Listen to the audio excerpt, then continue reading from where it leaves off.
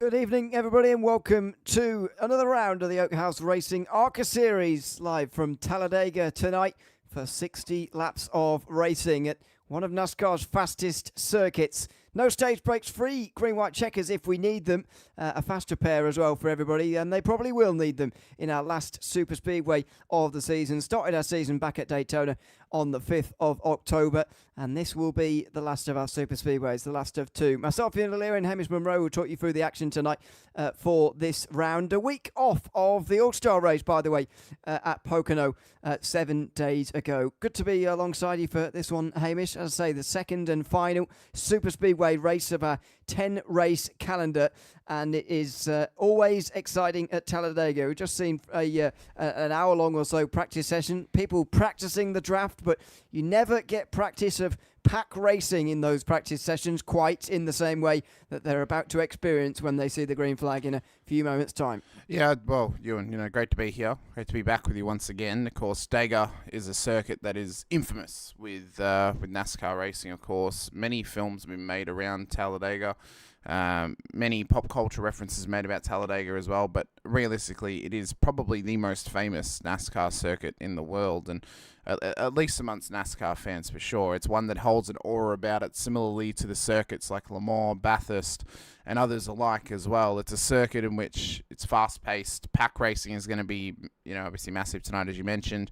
And I think just keeping it clean as well is going to be a tough task, because any small movements out of line, any little inch out of line, and there could be absolute massive chaos around this place. You said it's fast pace, picking your line correctly is going to be key, but what I think is also going to be key, Ewan, is actually picking when you want to take advantage of your momentum and how your momentum swing helps you in amongst the pack of cars to try and get yourself to the end of the race. It could be, we could be in a scenario tonight, Ewan, where we have, say, 2 laps to go, there's a car back in 5th place, they get a good run, and they run themselves to a race win by the end of the last lap. So it's going to be quick, it's going to be fast, and it's going to come down to who can keep themselves in the fight, and they can keep themselves out of pit lane.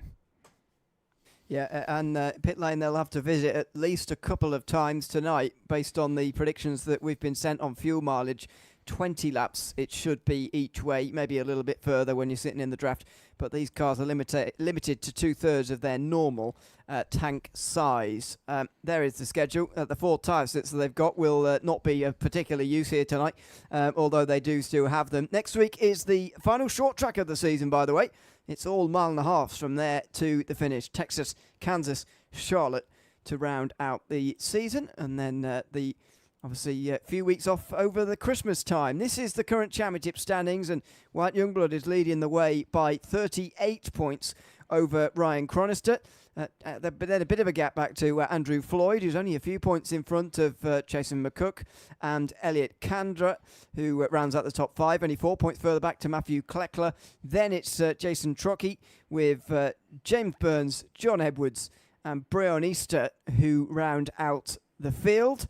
That's top 10 covered by 215 points heading into tonight. So plenty of points been accumulated by Youngblood at the front of the field. However, Talladega is always the race where you can see things turned on its head. I mean, if you look at any season of oval racing, whatever category it's in really, from ARCA Series to the Cup Series, very often you'll see the eventual champion, at least the eventual points winner, not scoring very well at Daytona or Talladega, because they're just unpredictable races. And some can navigate their way through that, but certainly not all. And it's not an exact science.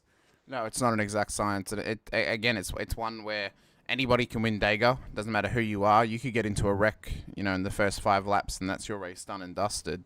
You could get into a wreck on lap 2 and somehow come back and win the race as well. It's an ebbing and flowing opportunity for drivers to try and take home a positive performance tonight, and it's one where drivers are going to have to try and pick themselves up off the floor if they do end up in the wall at some point.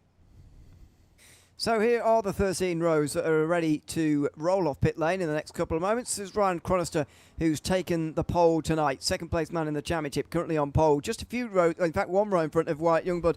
In amongst them is Brandon Broadfoot and Elliot Kandra. Then Gavin Smith and George Kifredis is then filling out row 3.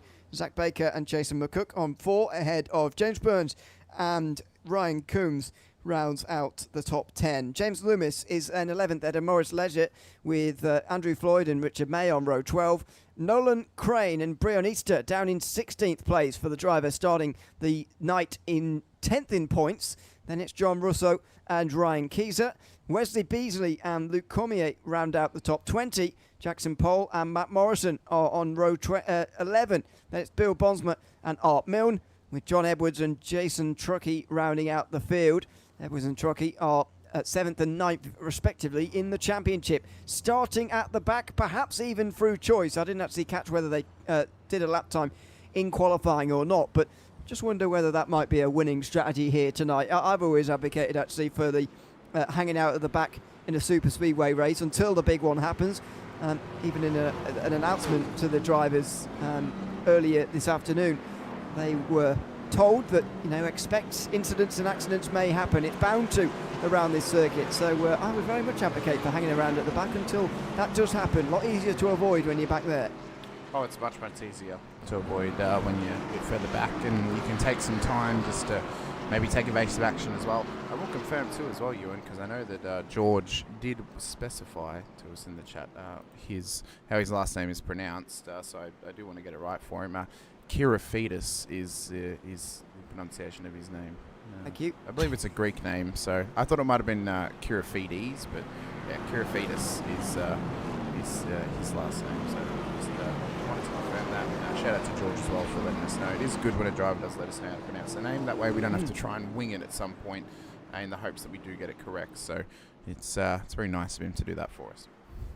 It is, and if I'm getting any of them wrong, then feel free to message me or somebody about that. I won't be offended. It's your name. You can make fun of us if we get it wrong. It is your name, as Ewan said. So we're happy to take the heat if we get it wrong. If you do make too much of a stink, though, we will deliberately call you that name from now on. Though. So yeah, it's gonna be fun racing, and I'm excited. I mean, Dega always lights it up for us, and I think we're going to be in for a hot start tonight. And I think we're going to be in for a very, very hot race as well. When we go racing around for 60 laps. Yep, so here we go. Pace truck will pull in, and of course we'll have that long way round to here, round the tri-oval, ready to go racing. Green flags in hand, but the marshal on the starter stand is going to be waiting quite some time for the cars to pop into view for 60 laps of racing here tonight at Talladega. Should be about 160 miles, I think, that distance, as they come into the restart zone, as it will be later. And the green flag waves. 60 laps from Talladega coming right up, and it's green flag in the House Racing Arca Series from Talladega.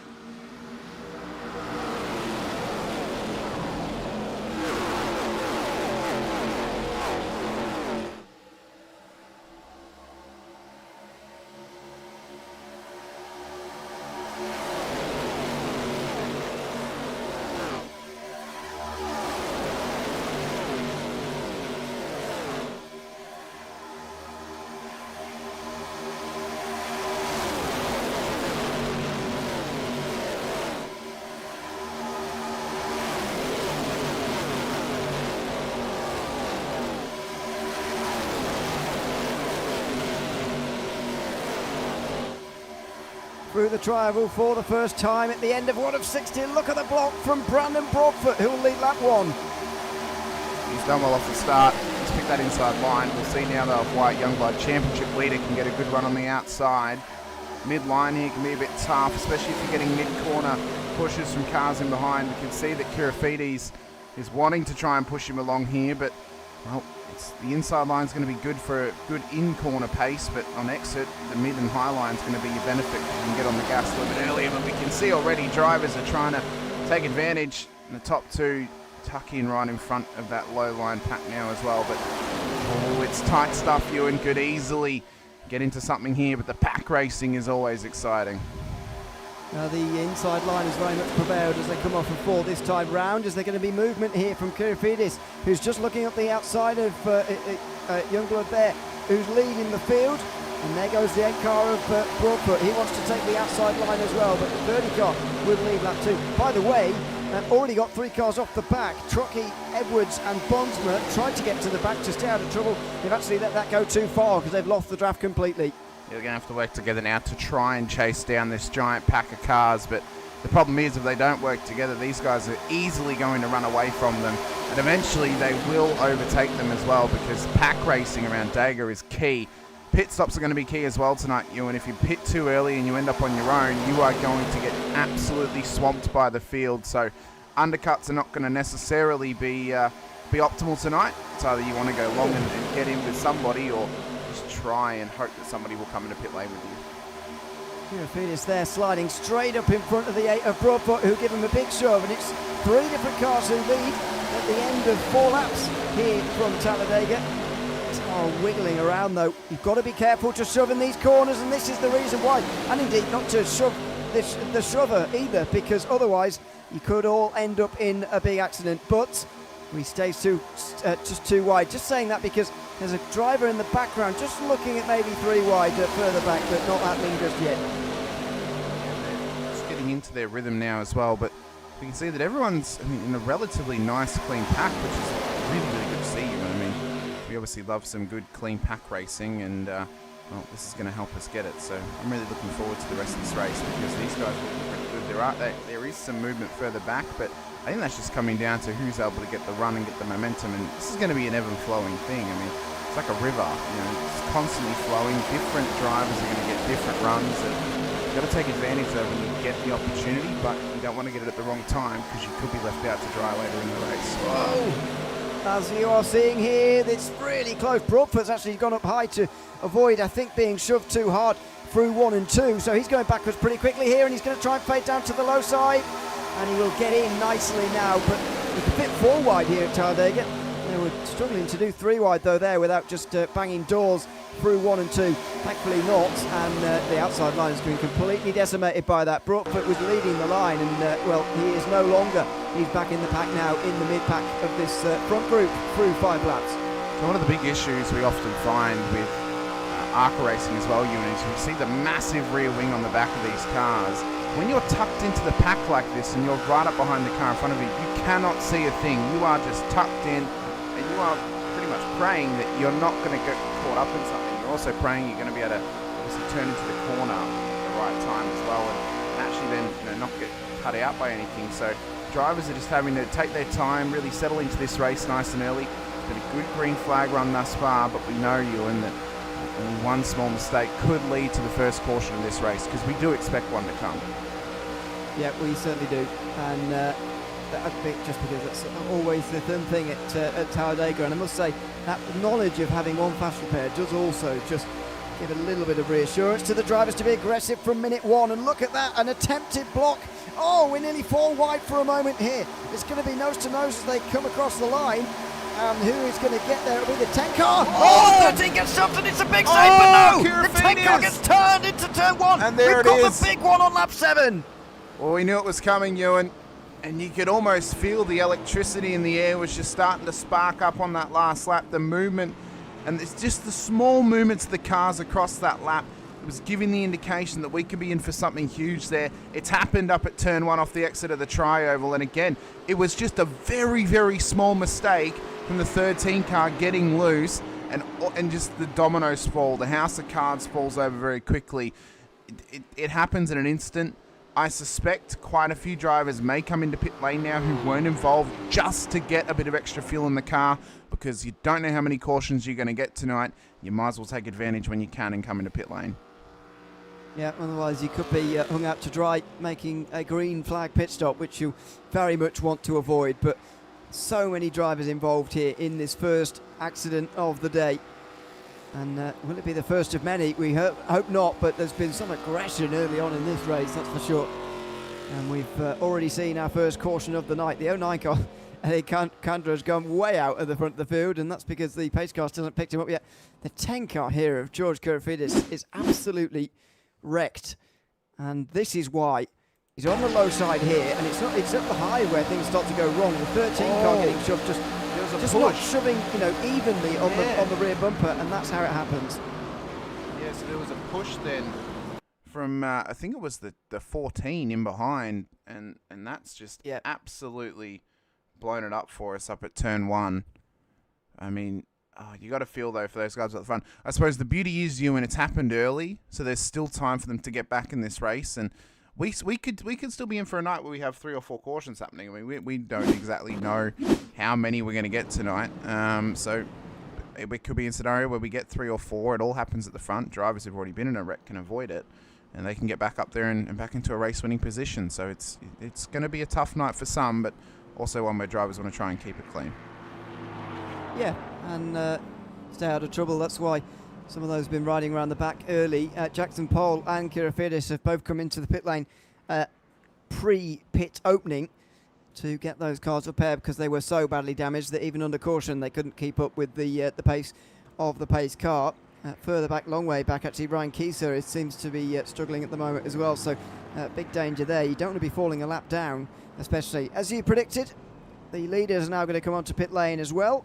At the very least, top off on fuel. I know they've got tyre sets to change pretty much every time, and every 15 laps they've got tyres that could be changed, but for me there's little point changing 4 here when you could just take a short splash of fuel and then get to the next part of the race on the same set of tyres, which really won't have worn very much at all. I think pit entry was closed then, and I saw the red light to the left of or to the right of screen, left of the entry. Be surprised. But I mean, majority of the fields come in. It won't really matter if it is, obviously closed, because majority of the field is going to get an EOL. So those who have stayed out, well, they're going to get the track position. But those who have come in, they'll get an EOL. But they're all going to be in the same positions anyway. It just might mean that Bill Bonsma will actually probably gain 2 spots here if it is classified as being closed, because the 2 drivers ahead of him will get an EOL in behind him. So everyone who has pit has gotten it for free. But Ryan Combs has gotten a black flag for a speeding and pit lane penalty, Ewan. It's either speeding or it's an unsafe exit, so he'll have to bring that car back through pit road. There was another one as well, but it's gone away now, so maybe they served it whilst in pit road. Unless he can serve it. Can you serve those as an EOL? That might be it. It might be an EOL. Yeah, it might not be a drive-through. It might just be an EOL. So he may just go straight to the back of the line. So that could be. And again, how much of a punishment is that really at this venue? I mean, you're with everyone who's already pitted. Yes, you're going to be at the very back, but that can often be the safest place because you're around nobody. And if there's an incident happening, you can see it happening, so you can avoid it. So. That's not necessarily going to be the worst thing for Ryan when they've actually cleared it, I think, so that's fine. Okay. He's not actually got an EOL, that's okay. We do have live race control clearing things and just monitoring the situation out there at the moment. Of course, the wording was black flags will only be cleared if they're undeserved. They're not going to be automatically cleared if you are deemed to have deserved it from iRacing, even if that's an iRacing handed black flag rather than by our live race control. So they're on top of things down there. Pit stops that are taking a very long time include for Gavin Smith at the moment, who is still down on pit lane. Again, not quite entirely sure why he's not using the fast repair down there in the 13 car, but that's the one that was first turned. If we look back to the incident itself, he was leading that line before getting turned, and that's why, I would argue even at the front of the field sometimes it's not the safest place to be. I would say maybe that there's strategies saving the fast repair, but very early on in this race he doesn't want to use it too early. He was able to repair that car. It was likely all optionals because he was able to drive away. Probably came in, did some optionals, got the car out before the pace car went past him, so he's still on the lead lap. He may come in at the end here just to do it again and get going when the cars go green. So he may be able to keep himself on the lead lap. He will be on his lonesome. But you can see there's still damage on the back of that car, so there'll still be optionals to serve for Gavin. Whether he serves them right now or not is obviously up to him. I mean, if you could fix your car and stay on the lead lap, you might as well, but he will be left in no man's land and he will be left out of the battle pack, and that'll drop him out super far. He's going to stay out though, so that's fine. He'll go up to the back of the train, he'll get back into it, and I'm sure when he gets to another pit stop, he'll try and do some more optionals to stay on the lead lap again. There are only 2 drivers lead lap off the lead lap, I should say, Kirafidis and Pole. But they've got something to fight for here. Of course, if they are the first driver 1 lap down, then they'll be able to whiz around as well. So it's the classic thing when you're a lap down. Do I hang around at the back because I can take advantage of this to stay out of trouble, or do I race the driver who's also 1 lap down with me? And I think you've got to race them, haven't you, really? And that means getting involved for those 2. We'll see how it plays out for them off this restart, off this next green period.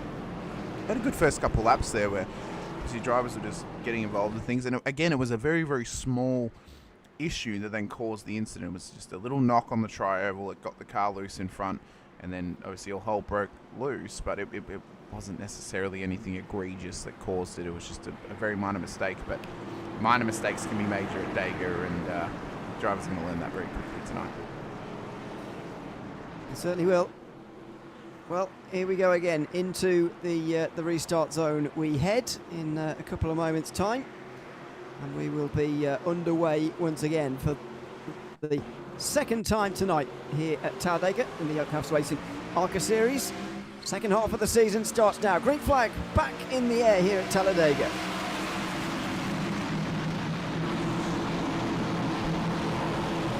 It was a good restart from some, trying to figure out which lane they want to try and stick with. It's pack racing personified here.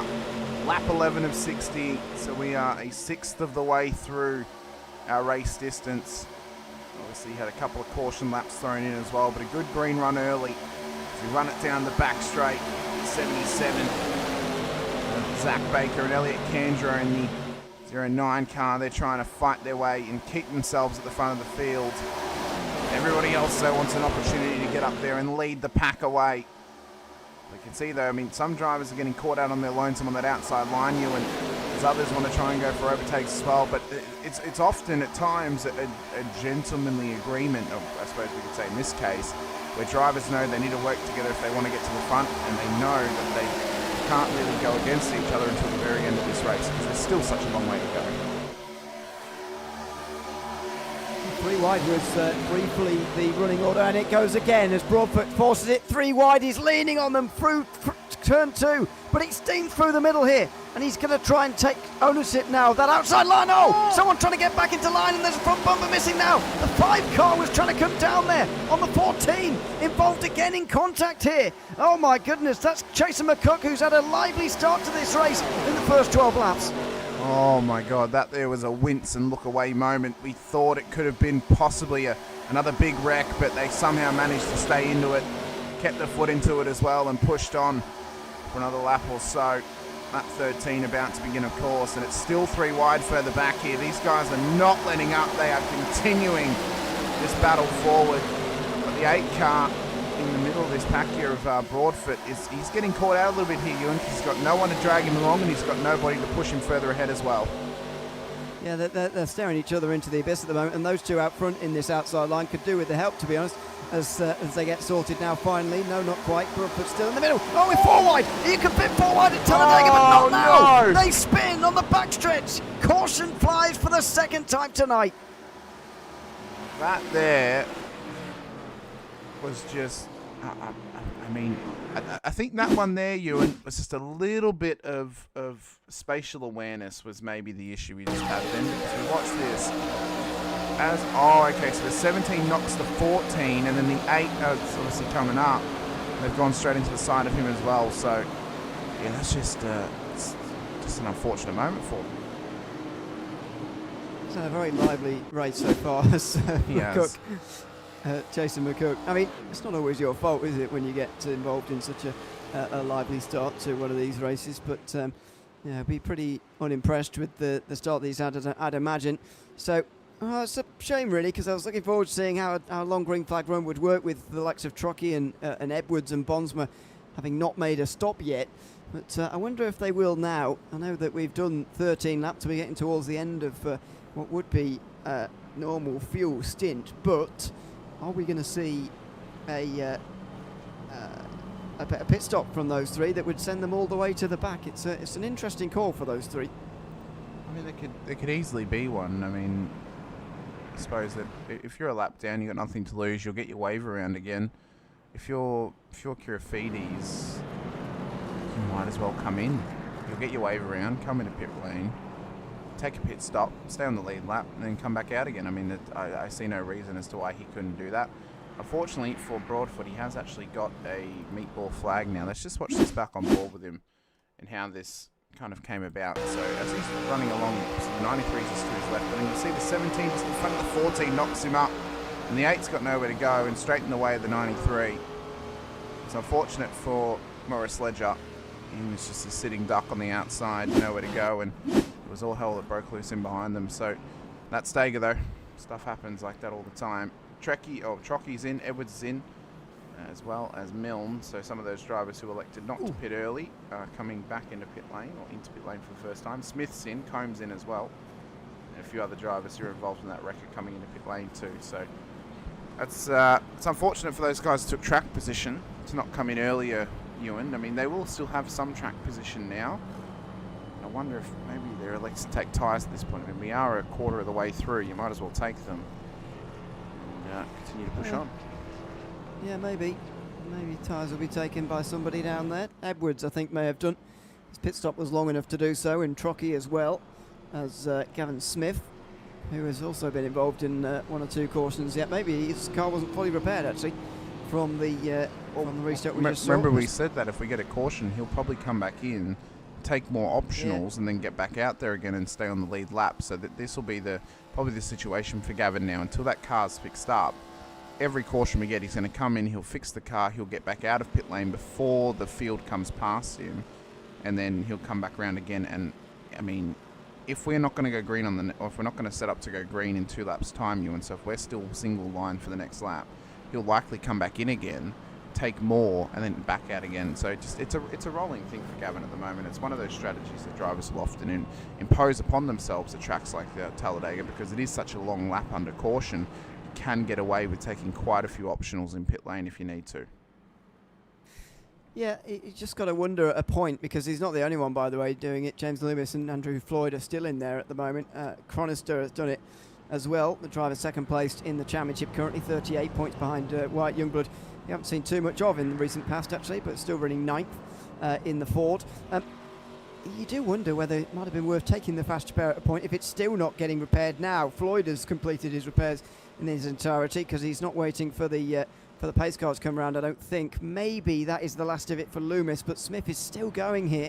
At the end of this, he's going to have to duck out just in front of the pace car again. The reason that I think this is worth it, Ewan, is in the eventuality that Smith may get a meatball flag, that's when he'll want to use the fast repair, because they're required repairs. Because these are optionals, he doesn't want to waste it. Knowing that Dega, you can get caught up in a wreck at any point, he won't want to waste his fast repair on optional repairs that he can easily get done during the caution period. And again, you want to have that lifeline in case you do get the meatball, that you come into pit lane, you get the car fixed up immediately, and you're back out on track as quickly as you came in. So I think for him, that's currently what we're seeing on screen, obviously, as his strategy. And I don't hate it. I think it's a very smart strategy, especially at a track like this with limited fast repairs.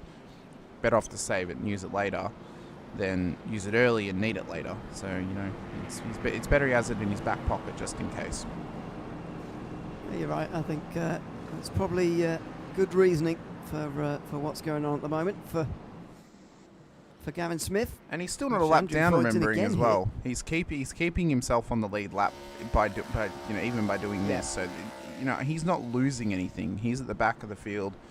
He's fixing his car, and he's still staying on the lead lap. So he's not necessarily losing anything out of this. It's just he's not gaining anything from it. So, he's in his mind, I think he'll think it's worth it at this point. But for Kandra and Baker, these guys obviously got up to the front of the field off the last restart. They'll be hoping to try and lead away again. But I think for Bonsma and Beasley, those guys will try and get a good run here. Don't be surprised if Chasen McCook can sneak his way through as well. He's on that inside line, could get a good run off here. So could Luke Cormier alongside him. So third row back, double draft. They can easily get a good start off here. We'll see if they hang back and try and get a run. Andrew Floyd into the pit lane this time around as well, as we're coming to green. So I'm not sure he's going to make it to the pack in time for them to. Yeah, he's still making his way around 1 and 2 on the low side. So he might just about miss out here unless there's a very long hold all the way to the restart zone. And I don't think he'll be swept up in a long green flag run. He'll just need to hope that there's another caution fairly soon. Otherwise, he will get lapped in open play, as it were. So let's see what happens here as we end 16 laps of racing from Talladega, approaching 1/3 distance, past 1/4 distance here at Talladega tonight. It's a restart for Elliot Crander, who brings us back to green again.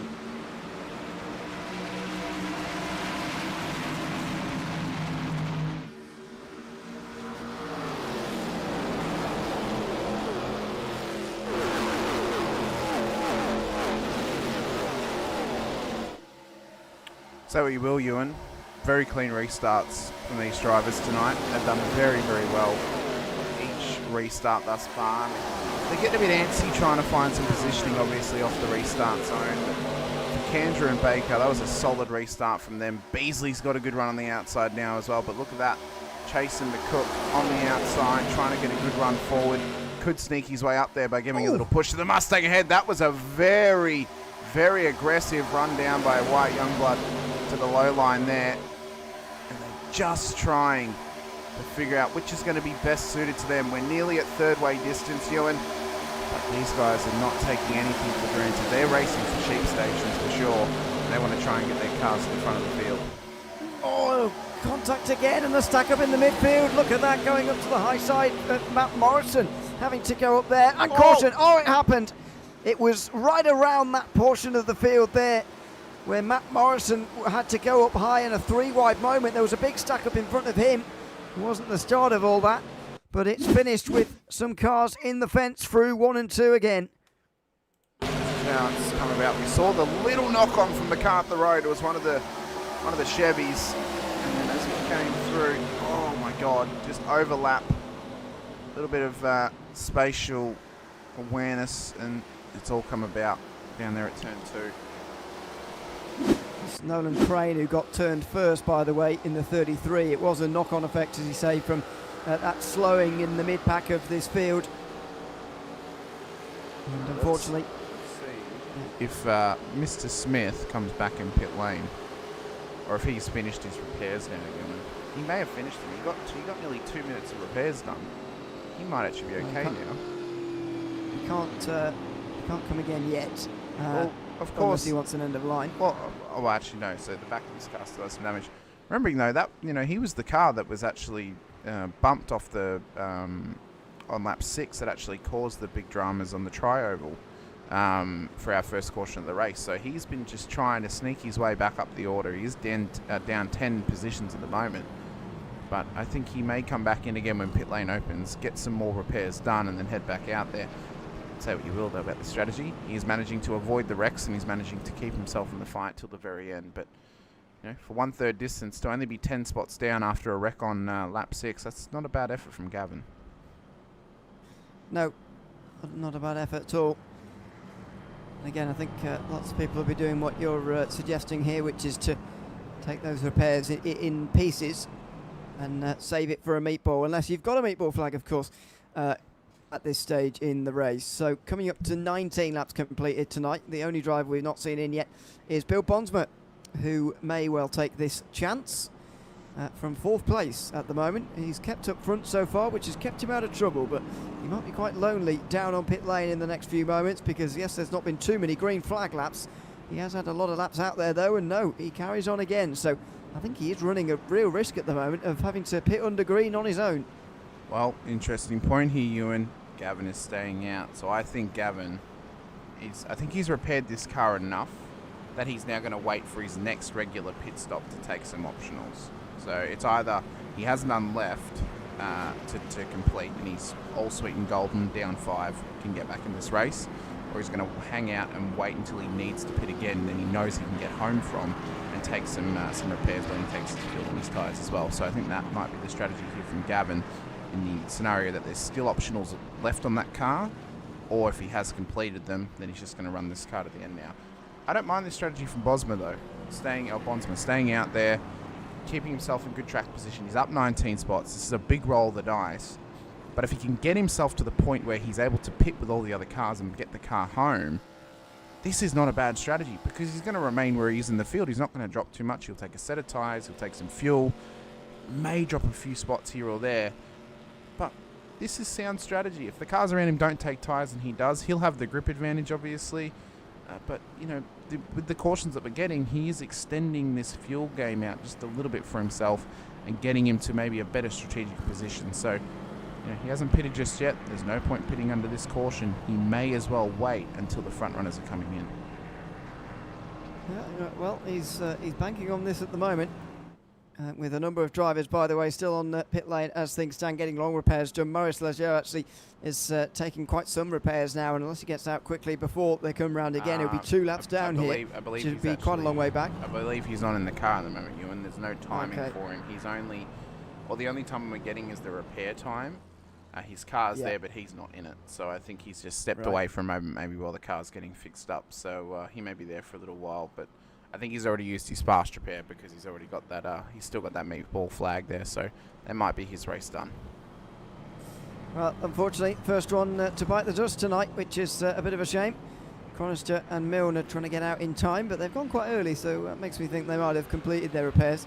Same for Floyd, who was out about 20 seconds ago or so, and yeah, it does look like Maurice Leger is indeed officially out of the day as that repair ticks towards 5 minutes now. So our first retirement of the afternoon, which is a shame. Just on 1/3 distance as we reach now, as the lights go off on top of the pace car. Wonder what it's going to take for these guys now to get a long green flag run strung together, or is this going to be the sort of pattern of the race from now on, I wonder?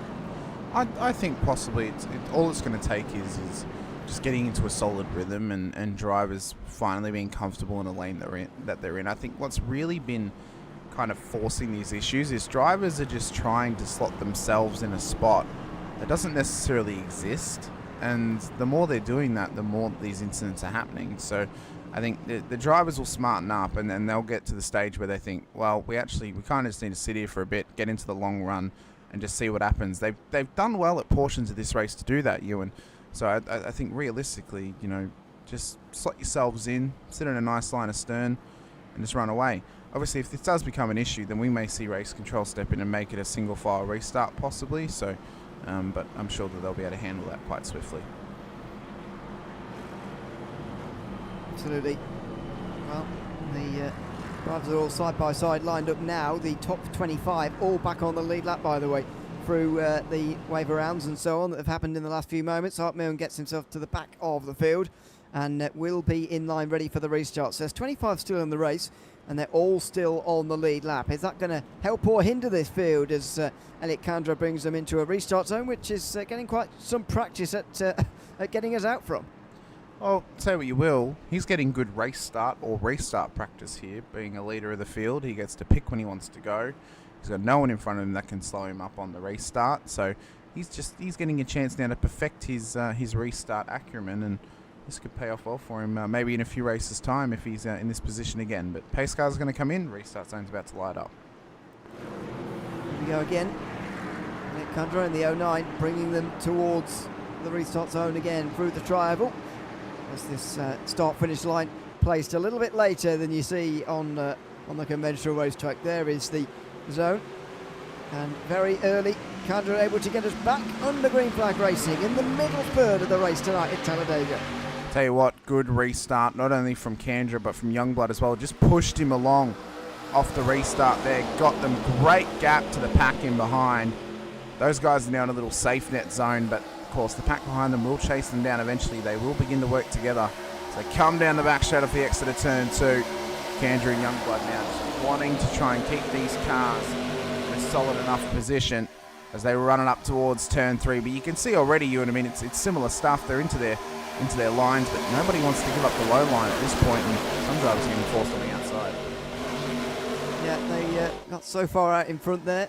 I was wondering whether it was 2008, but no, it is pack racing, and they all close up to them quite quickly here, which is not good news actually for the two leaders, but none of them able to pounce on that here as it's 3 wide through the tri-oval just in the background. The field is onto them, and they complete a lap under green here at the beginning of this run. Let's see how many we can string together as that outside begins to make some moves. So 23 of 60, past 1/3 distance of this race.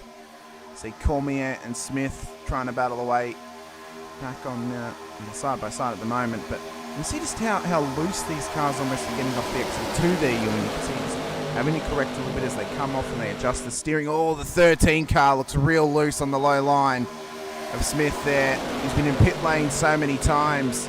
He's becoming a regular at this point, just trying to get the car fixed up from all of his optionals. But everybody is just on the wiggle tonight, and well, wouldn't be surprised if we get ourselves a bit of a fruit salad at some point, or maybe even a big red car at the front of the field. Well, Bonsma doesn't really want to be here at the moment, and he's going to get split either 3 wide. And how are they going to deal with this as they switch to the inside? Those who have passed him on the outside, look at that, Bonsma squeezing the 24 car as much as he can through 1 and 2 here. It's going to really create a break in the field as the top 5 or so get away. Oh! And Bonsma turns the 34 on the back straight. Bonsma's in the fence himself. There's more damaged cars on the back stretch. Oh my goodness, it's another crash on the back stretch this time. I think it was Richard May, the 24, sorry, who got turned into the wall hard there. Well, this here, I mean, from the looks of it, I mean, it almost looks like, yeah, the 26 just comes down on him. Comes down on him and just hooks him. I mean, I don't understand it, Ewan. Why are you coming down for the low? You've got a car beside you. Like, there was somebody beside him, and of course the 24, which he could see in his windscreen, and he's come down on him and just hooked him and put him into the wall. I mean, it's sometimes questions are going to be asked. Well, what was the thought process there, or just wasn't there one? Yeah, I can't quite explain that either. Like he did very much just come down and turn him there, which is a real shame. In the end, gets turned into the outside wall himself, by the way. And so may well have to make his first pit stop of the day, and so we will see everybody in, or will have seen everybody into the lane at some point tonight now. But yeah, lap and a half green until we went under caution again there, which is a real shame compared to the start of this race that we saw. It's been littered with cautions since then. The time limit, by the way, on this race is 3 hours, so they're never going to reach that, I wouldn't have thought. In just 60 laps. What would that be? About an average of a lap every 3 minutes, which I think even under caution we're going faster than that. Yeah, well, maybe not, but yeah, we are. Okay. Yeah, we are. Maybe not. I think well, it's a 54-second lap time at full pace, so maybe a caution lap's about 2 minutes.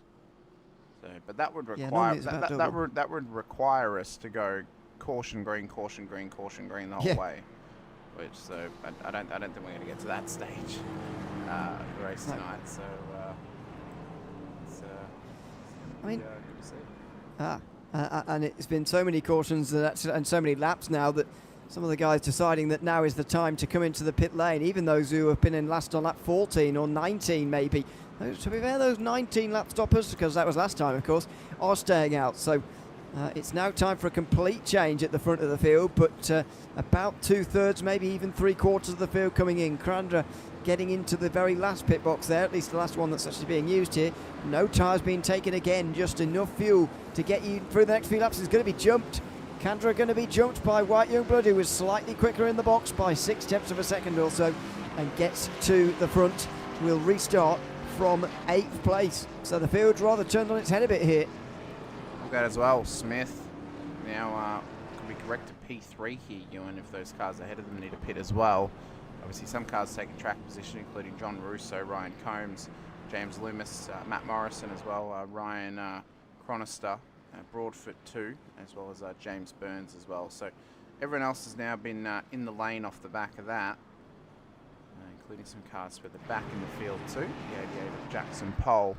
He's always had a bad blink there coming out of pit lane. Hopefully that's not an issue for him. The Exalted car, so trying to get back up to the pack there. John Edwards too, Chasen McCook, who had a pretty good run earlier on, but was involved in an incident at a couple of points of this race as well. On the 14, of course, likely, well, arguably, the cause of the first caution of the night when he knocked 13 and then knocked him out of shape, and then he's been involved in a couple others too, but he's back out there getting ready to go again, but he is down 10 positions in this race at the moment. But it's been an interesting one thus far, Ewan. A couple of cautions. Haven't really had a long green run any longer than 5 laps. Hopefully we can get into a good run here. We are, coming up on the halfway point of the race. We do know though, Ewan, through our experience of not just Talladega but oval racing as well, sometimes and oftentimes these races can be races of 2 halves. So we could be in for a caution fest in the first 30 laps, and in the last 30 we could be in for some great pack racing, maybe even a couple of green flag stops as well. Yeah, we very much could be. And that will all it takes, I think, is just to sort of break that barrier, if you like, of just a few laps each time. I think that would be very, very helpful because, so at some stage, yes, it would take about 15 laps or so, but it wouldn't be very long until you'd have to see green flag pit stops, and from there the field is thinner and you're more focused on the other group and being faster than them than you are with racing door to door with the guy alongside you.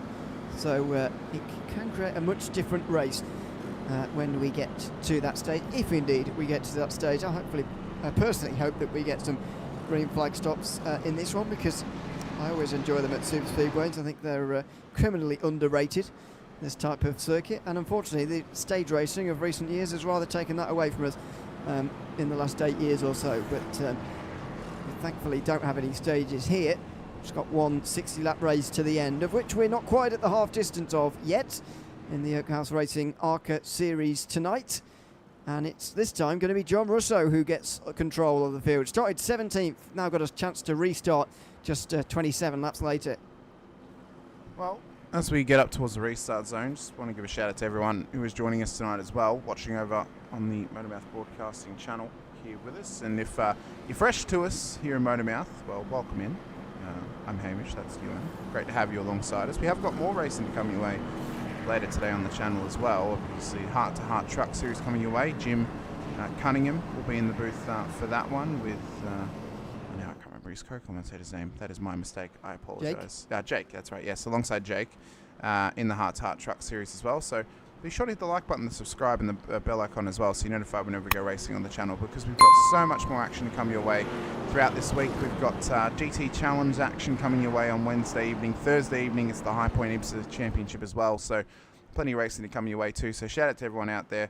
We'll get out in chat if we get another caution, and give everyone a shout out by name too. But just wanted to show our appreciation for you guys watching along with us here for our first running on the channel of the House Racing Arca Series. Absolutely, yeah. Hopefully we'll get a run together here for us all to enjoy in the next few laps. Here we go then, towards the restart zone again. For the first time tonight, it's John Russo who's going to have control of it in the 59 car. Where does he decide to go? Pretty late in the zone, everybody waiting for it, and a bit of a stack up as he gets us back to green. They've all picked him pretty well there, Ewan, off this restart. You can see the 6 of Morrison already giving a bit of a push to the 20 there of Loomis on the outside line. And it just looks like regular pack racing now, doesn't it? Side by side, heaps of 2-wide action back there. But then the little asterisk comes into our head. The little question bubble pops up and says, well, when are they going to try and make it 3-wide? Because they've been doing it so much throughout this race, and it's not going to take them long to try and do it. The outside line, though, is getting the run, and Russo's been left out to dry like a forgotten pile of washing outside on the line. And now he's ducked back outside of the top 5. You can see there that Smith and Youngblood are trying to push their way forward. They're the top 2 seated cars who pitted under that last caution. So those guys have got fresh fuel on board, didn't take tyres, but they did put fuel in those cars, so they're able to push on now for a little bit longer than some of these cars at the front of the field. Oh dear, that was a slow, low line here, and dropping down low, Broadfoot with Youngblood pushing him all the way, and not totally all the way. Look at this, to the outside for the 30 car, wants to lead this race now. Through to 1 and 2, we're 3 wide again here, and this is where the trouble's been so far tonight.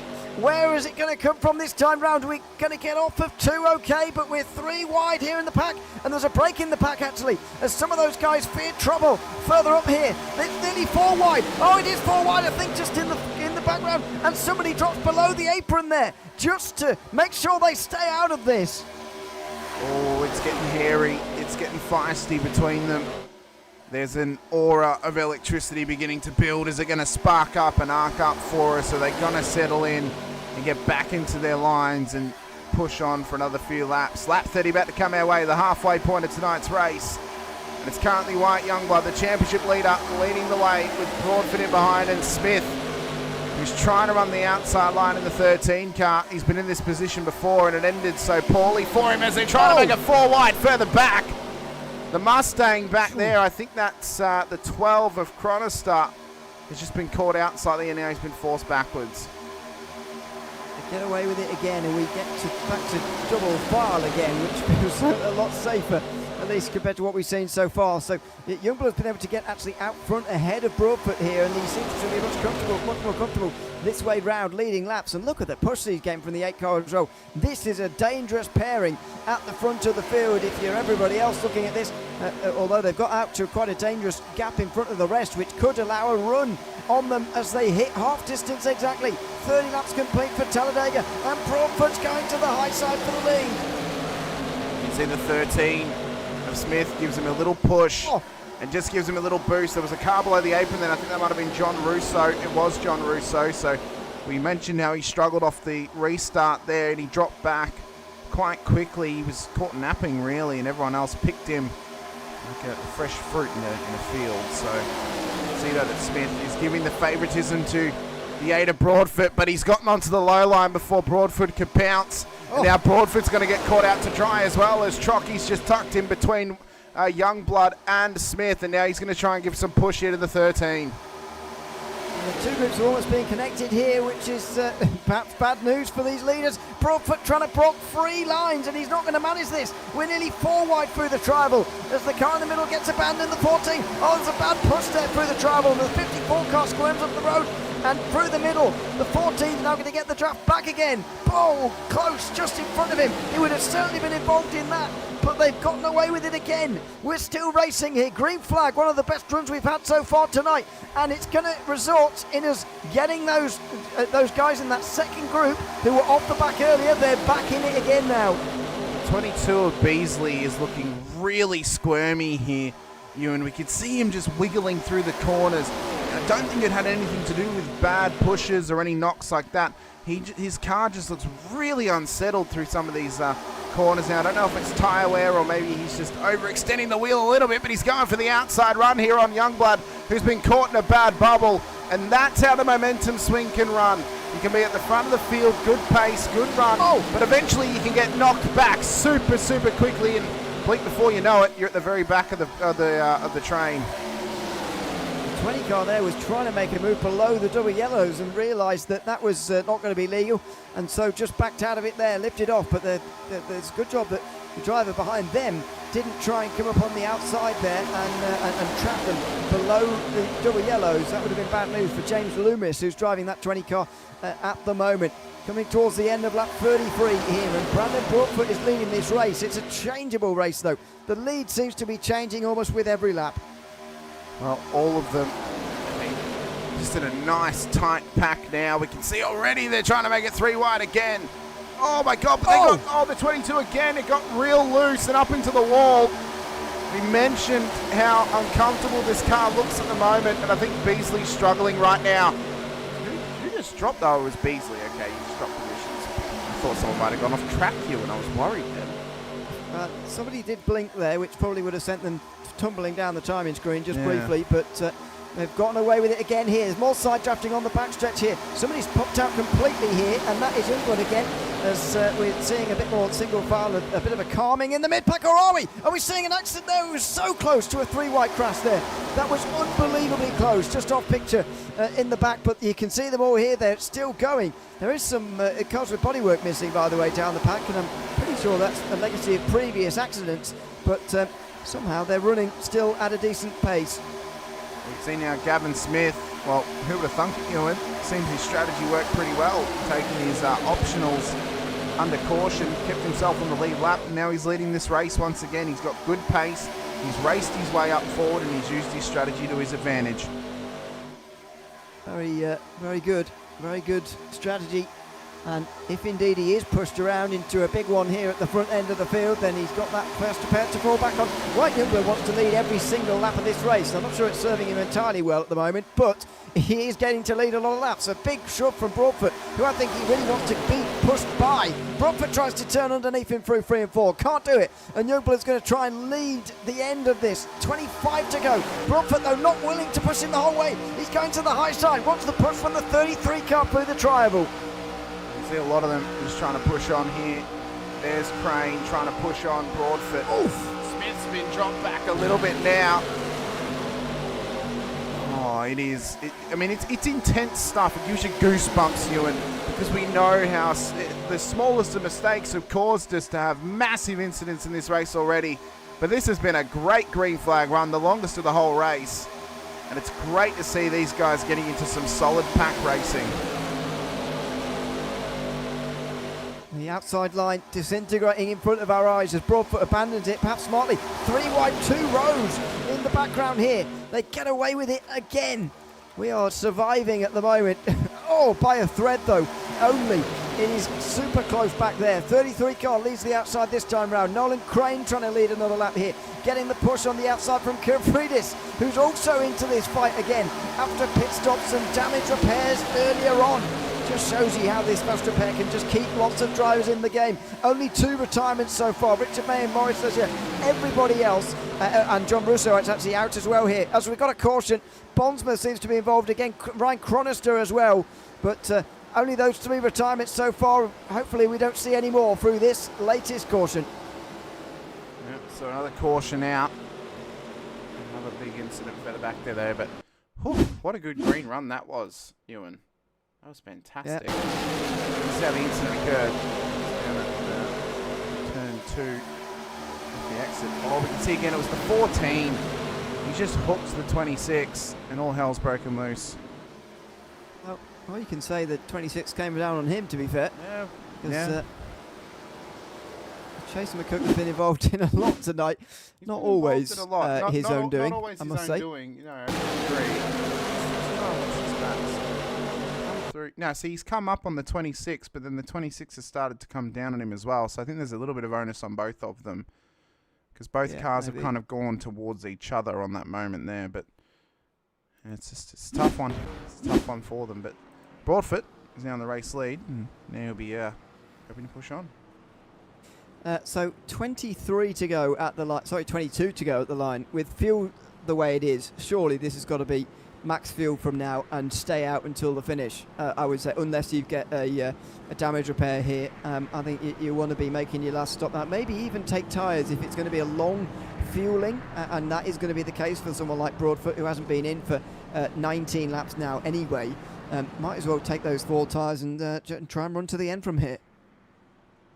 Yeah, we'll see. We'll see if they want to try. I mean, we're going to be 22 to the end on the next lap. Probably 21 or 20 to go by the time we're green again. So might as well take some tyres now, take the fuel, get the car home, and get in the pit stop for free. There's no point trying to take it under green if it has to happen. So you might as well come in and get this free pit stop. And for Broadfoot, he's the big gainer out of this because he didn't pit under the last caution, got the track position. He's been able to maintain track position.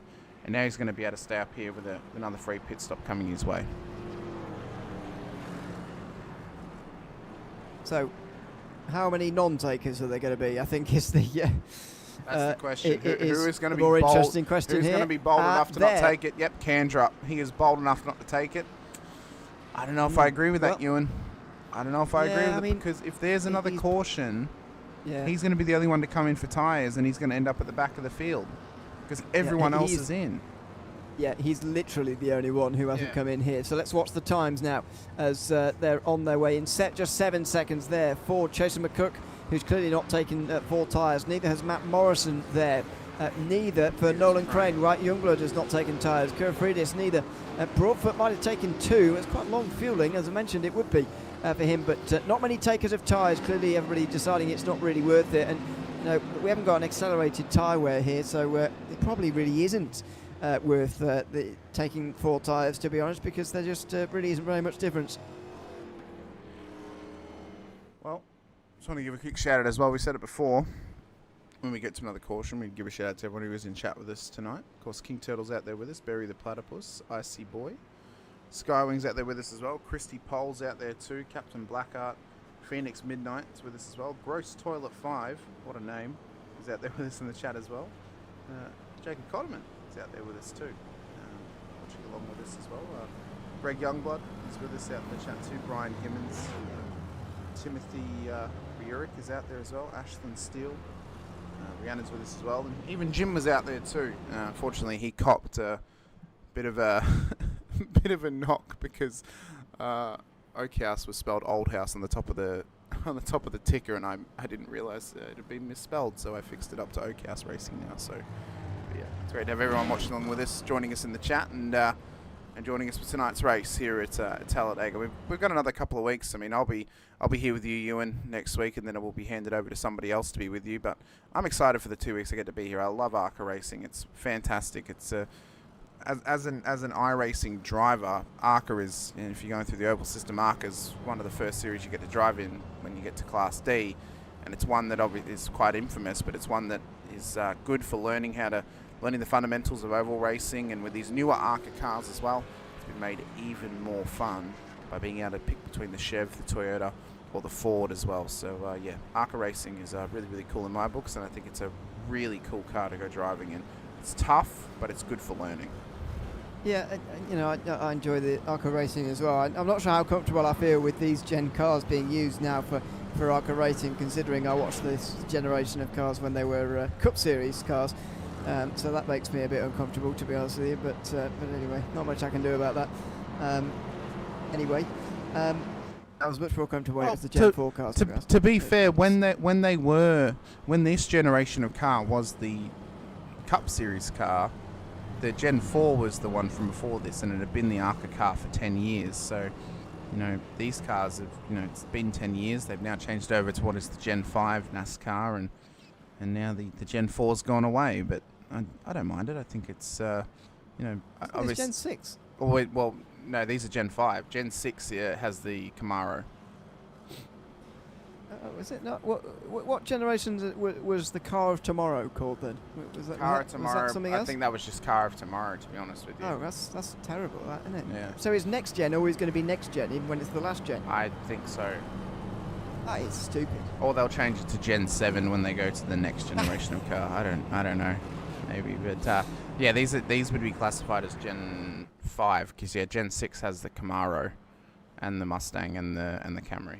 So the SS was the last of the non-Camaro NASCARs. It's actually a Holden Commodore, but still. That's just semantics from me. The Australian of the booth speaking there.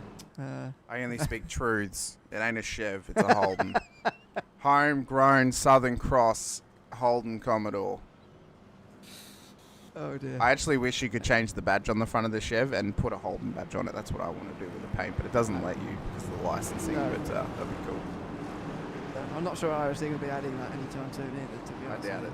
For I those doubt reasons. Doubt it, but, there you go.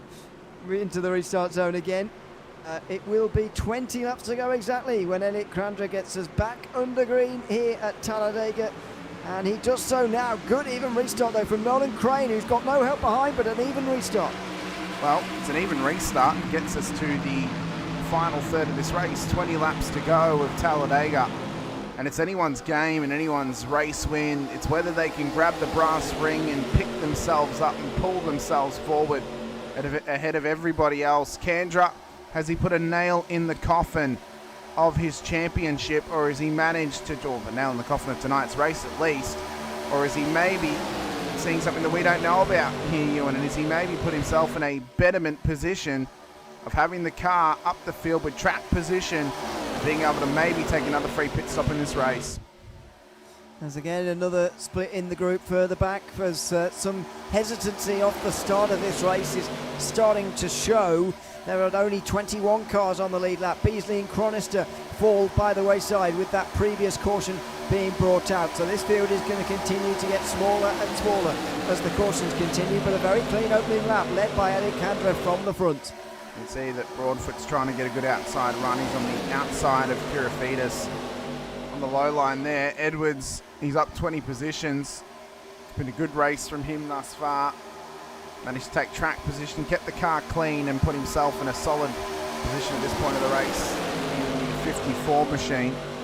See too that Smith and McCook trying to push forward as well. Baker's back there too. Pole, a bit of blink there from Edwards. Pole up in 13th on the outside line as well, but we've got 18 laps to go, Ewan, and this pack of cars is starting to break away from the mid and rear of the field.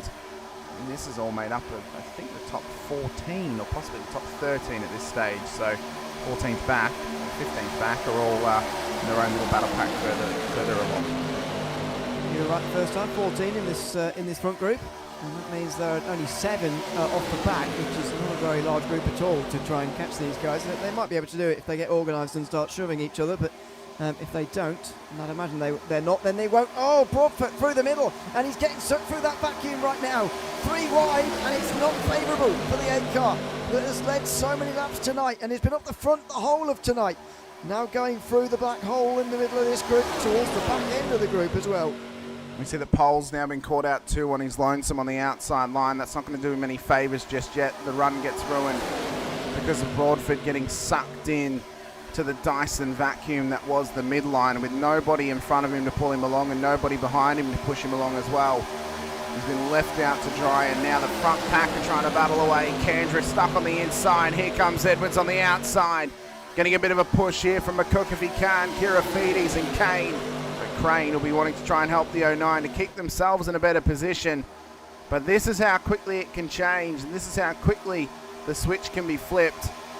And any of these drivers can push themselves along as they're in the tight line of stern stuff. It's bunt drafting bonanza on the back straight as they run around turn 3. On the outside, they struggle on entry, Ewan, but when it gets to exit and they're able to get the power down, they're getting a better exit as the 5 cars off the road and collides with the 6. No caution is thrown because they're not stopped on the racing surface. Oh, now the caution's gone. Okay. That may have been a race control thrown one. Yeah. Because you would see one in real life, I suppose, so might as well have one here as well. 5 in the 6, you say, going around. That's Matt Morrison and Brian Easter who have gone around. Interesting to see how that happened. It seemed to come out of absolutely nowhere, I've got to say, looking at that live. But let's see whether that's actually true or not. Unlikely. And if they've got a faster pair left, then I would advise they probably use it at this stage. This seems to be earlier. Looks like it's going towards turn 1, and the two of them are not anywhere near close enough to hit each other at this stage. Yeah, I picked when the yellow flag was thrown. Oh, That's the last one. I mean, Five did a very good job of even avoiding that one, to be honest. He did. Very good. So this looks more like it. Oh, what the hell? What? Well, I can't say I've ever seen that before. That was like the world's biggest net code. No, like legit, like how? It does look like netcode, doesn't it? Yeah, that's like there's an invisible car there and it's hit him. Yeah. Something like when it's like a rear left tire blowing there. Yeah. Obviously, that doesn't happen spontaneously. No.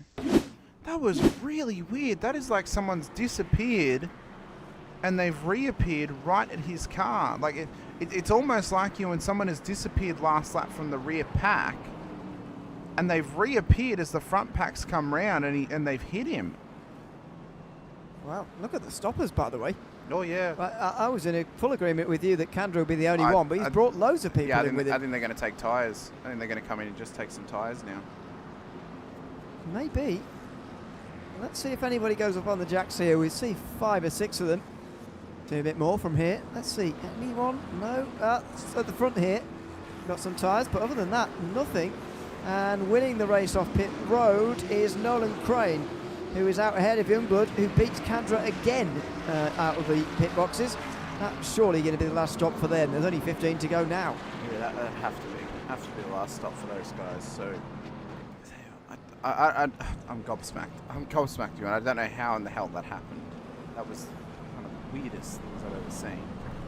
That was like he's had a steering failure mid-corner. In fact, I've been sent a video of the incident, and I don't know how this has happened. No. I'm gonna have to. I'll watch that back afterwards. But that was really, really weird. Still unclear at the moment as to what has caused this latest caution in the day. Unfortunate though for the 5 and the 6 car. Easter and Morrison had 4 tyre changes that time around. I suspect they may have had a faster pair left each and used it there, because they didn't seem to have any delay at all. And we get to that stage in the race where, as we'll see it from on board here, this will be interesting. No, it's like the rear it wasn't even a steering failure. No. That was legit, like the rear of the car just went out on him. That's very, very unusual. Yeah. I've not seen that before. But there you go. That is the latest caution of the day. It's going to be 13 to go, by the way, when we get back racing here, and there'll still be 21 cars on the lead lap. Yeah, as I was saying, it's kind of the time to use your fast repair, isn't it? It's not really the time in the race anymore to be doing the strategy that we were seeing earlier on from those guys. That's right. So if you've got it and you've been in a caution, you may as well use it now. You know, you've got 15 laps to go. When we get restarted, it's going to be 14 or 13 laps to go possibly.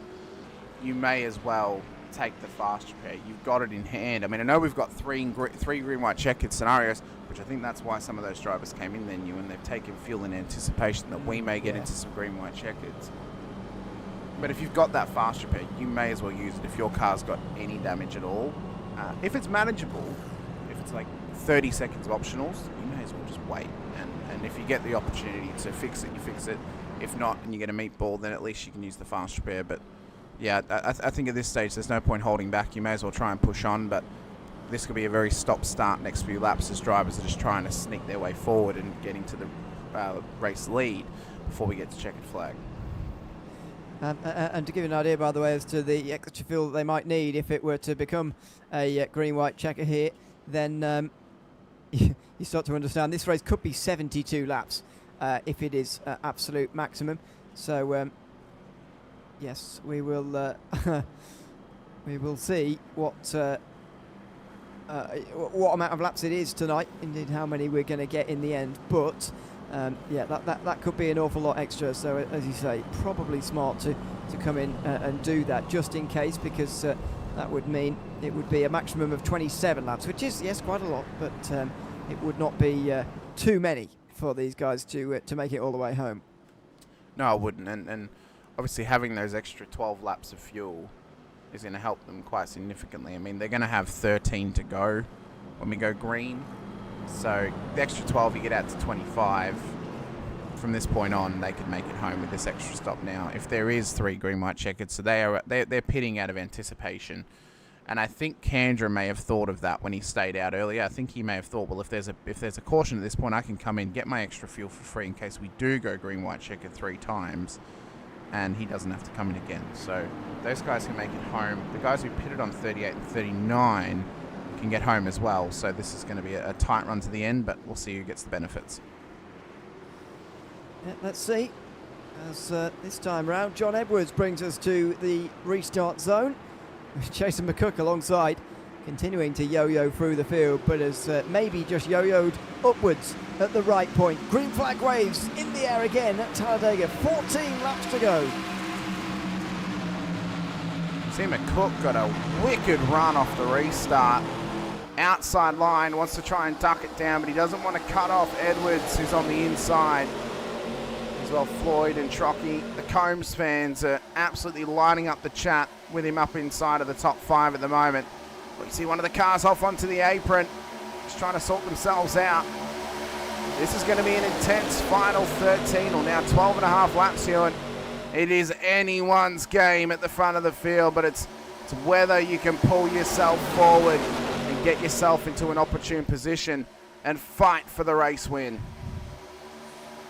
So outside line, potentially leading the lap. Andrew Floyd, who was in earlier, repairing the hard way so that you don't have to take your fast repair before you need to. I'm not sure whether he's used it by now, but earlier in the race he was certainly using that strategy in the 11 car over the line and just about in the lead with 12 to go. Oh, Combs has just had a bad blink, man. Back into it. Doesn't want that to become an issue for him throughout this race. 12 to go, back straight, 3 wide action further back, and the whole pack is together again. They battle away. Broadfoot's been dropped all the way to the back of the field here going through all this. He's got some work to do. So does Smith, so does Youngblood and Co. from their pit stop strategy. But the one who's really made the gains, or the two that made the gains, is Crane and Kendra, who have pitted on that last caution, and then they are now up into the top 8.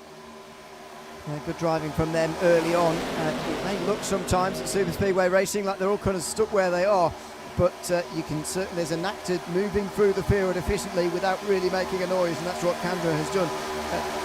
so far in this restart here. Over the line again, and the 14 car of Jason McCook is leading them around and in control at the moment as an outside 3-wide moment is being formed. Broadfoot the pusher on Bryn Easter rather, the other one who was involved in that previous caution that's racing to the front.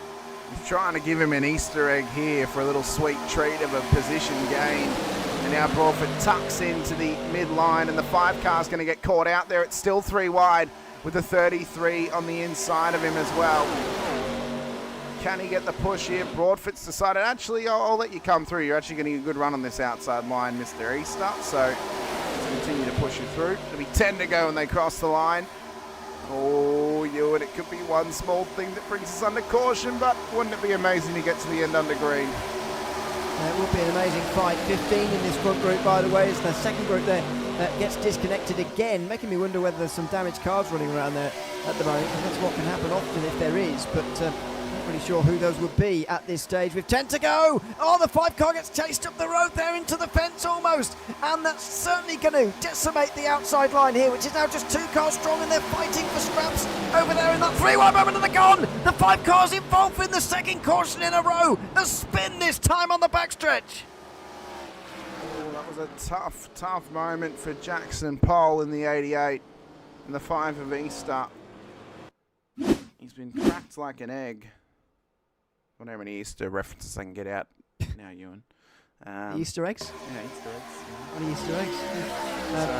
Let's see how it is. 5 car coming a bit. Oh, that was weird. That was weird. That was like he got a little push from the 8, and then the 88 kind of came up as well. So I think that there's more like a racing incident. Really, I think they're all just tight together. Almost a bit of magnetism that's dragged them into each other there, Ewan, which you can often see at times. But it was a weird one. It was really, really weird. Let's see if we can watch this in slow-mo. So the 13 is on that midline, but we got to keep an eye on the 8 car who kind of comes up. And as he comes up, you see both of them kind of slide up together. And as he comes in, is there a knock? So there's a little door from the 5. Oh, okay, so the 88 gets touched from the 8 car of Broadfoot. So Pole actually got touched and turned into the 5 car there. So I think we can put some onus there on the 8 car and say he was a little bit too tight and close at that point of the battle. Yeah, that looks to be the cause on this occasion, which is a little bit of a shame. Broadfoot now with damage, and so it's Nolan Crane who has to come into the pit lane. Brandon Broadfoot is out of this race. We'll get 21st place points. In case you've not seen this series before, by the way, this we do this on the Winston Cup points from back in the day, pre the expansion of the amount of points you get for a race win in about 2002, something like that, maybe earlier. So pre those days, so 175 for a win, 170 for second, etc. Everybody gets points, at least 100 of them, I think, based on how many are here today. There's no minimum laps like there are in some series to get those points. You get them whatever, and so good to stay in the day. And that's what Youngblood has really done here so far tonight. 38 points in front of Ryan Chronister at the start of the day, which sounds like a lot, but in the Winston Cup points system, it really isn't. But Ryan Chronister's down in 22nd and will finish there. Youngblood still in contention to win this race, although could still finish, let's not forget, all the way down in, I don't know, about 19th. Yeah, I mean, a couple of drivers are in. See Smith, Loomis, Easter, Pole, Crane. Realistically, I mean, Crane's in there with a meatball. He's probably out of this race now. I'd suspect that Crane already used that faster best. That's where the race finished for him. Smith still had his fast repair though. He hadn't used it yet, so I'm surprised he's actually taking optionals right now, Ewan, and not taking the fast repair. I mean, he is... excuse me. Sorry, Chronister's still going here. Just saw him pass the pace car. I just spoke about him a moment ago like he's out the race. He's not. Oh no, he's still in the race. Down. Yeah. Because Broadfoot's out as well. He's just some laps down. So I think he's been in there just fixing up his car. So no, he is still going. But yeah, surprising that Smith is taking optionals and not just using the fast repair. At this point, I don't see the reasoning. You might as well just take the fast repair and see if you can push on. Unless he's already used it, I don't know. He might have. Unless, it was only 54 seconds there So I wonder whether he saw it, because that would, reality, after a tide change, that'd be about 40 seconds. So he thought, well, even at this stage of the race, if it's only 40 seconds, I might as well take it. I'm already last. So might as well take them. And then maybe if there's a meatball later, he can use that fast repair as well. But it's just about being careful with it. I'm never normally a fan, actually, of having fast repairs in these races, especially, to be honest, because I think it makes people race a little bit harder than they should, a little bit earlier than they should. But there is a way round of doing it smarter, and not everybody does that, and therefore some of the guys will have been on no fast repairs with more than 40 laps to go here tonight. Makes them race a little bit more cautiously, but it can then also be maximum heartbreak, I suppose, when you're caught up in an incident that's not necessarily your fault as well, Ewan. So that's kind of, I think, the benefit of the fast repair. If there was a way you could take it away from a driver who causes an incident, then maybe that's a fair way to do it, but I don't think you can, unfortunately. So no, that would be quite a setting, wouldn't it? Yeah. For race control. Yeah, that would be quite a challenge, but yeah, I would say for them,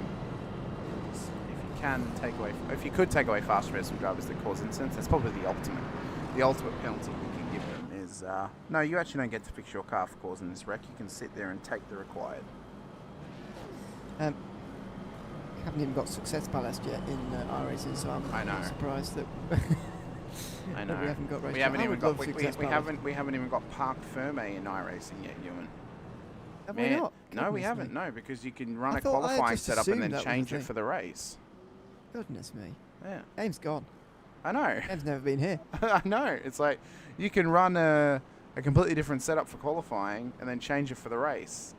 And of course, in this racing, that means you can, I suppose, in this racing kind of makes sense, but you can run an engine that effectively makes you blow up over the line and then get a new one and a new setup ready for the race as well. Exactly. Let's bring parc ferme into it.